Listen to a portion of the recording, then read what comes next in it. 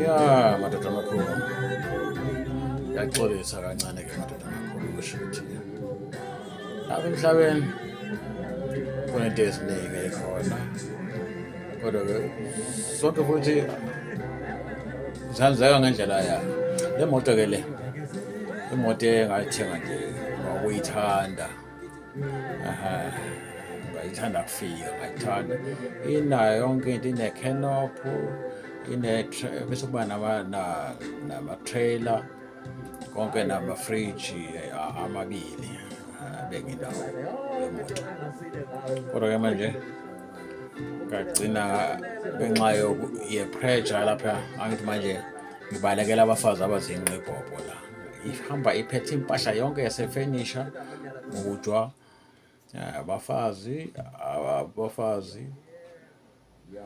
bayangihubha bese kuba ama-politician ke laba amasela lawa adumile asatshwayo la ayiwona ke na bayangihubha. So ngiyabaleka nale moto ilayishe yonke inhlobo yefenisha ngaya lapha engangiya khona ke lapha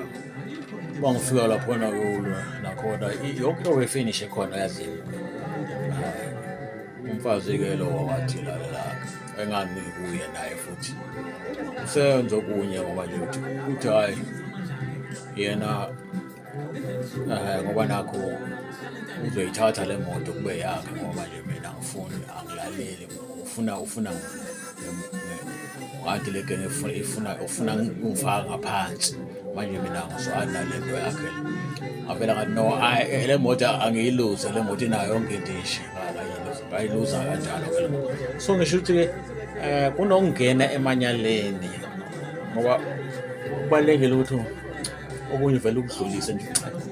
Okay, angiyeke le so le moto angangithanda la phela lapho kimi wayo umfazi athi hayi lale uma ungavuma unekhanda eqinile awufuna ungiphepha ngakho ngeke nje mina ngizobamba le nto zakho nempahla yami yonke ifinish out nhlobo yefinish.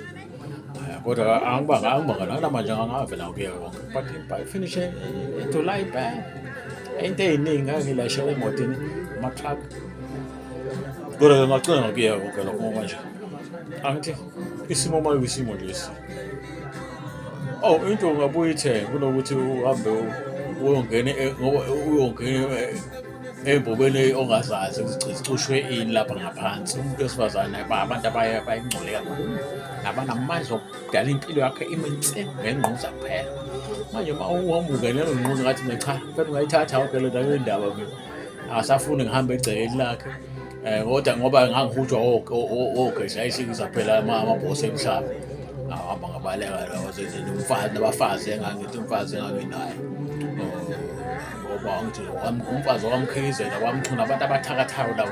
angibalekela bona andingena komunye umthakathi naye ufuna manje ngifake ebholwe ungifaka ngaphansi. Manje mina ngiyabona manje ngana faka ngaphansi zonke into zami zovele zinuke ngaphinde ilunga ngavela ngathi cha thatha yonke lento mfethu ngayiluza kanjalo ke le moto angikhali kodwa ngayo ngoba lento engiyiyona engoba yayifuneka okufuneka indlela yami yokuphila wafuna ngihambe kanje. Ngisho ukuthi okunye ke okwenzakala emhlabeni uvula ukubukele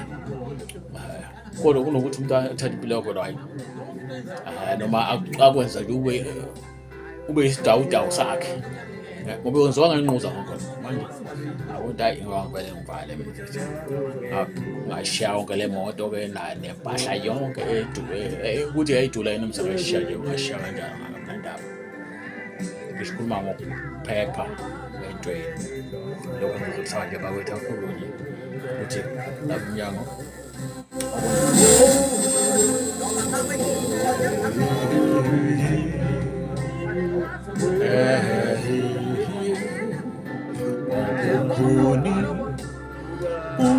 ukhuni bese womuntu ekomunye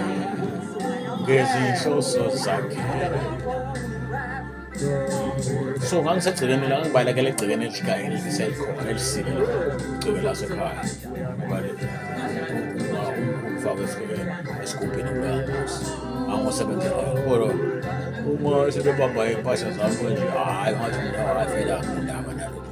uzobe ngiyithole izinto. so ngisho ukuthi ngeke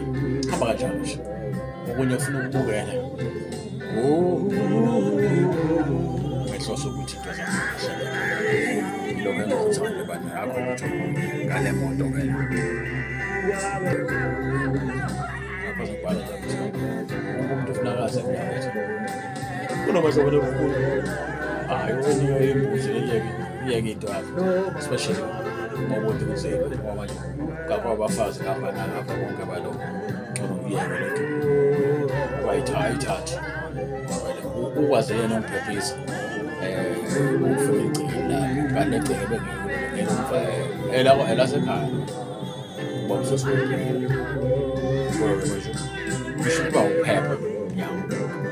ngcono usithola khona so yonke into etholakala okunye kutholakala kanzima emhlabeni but it's just a subject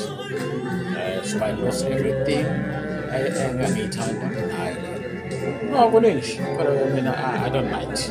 indlela yami nje I just forget no I'm on that shaka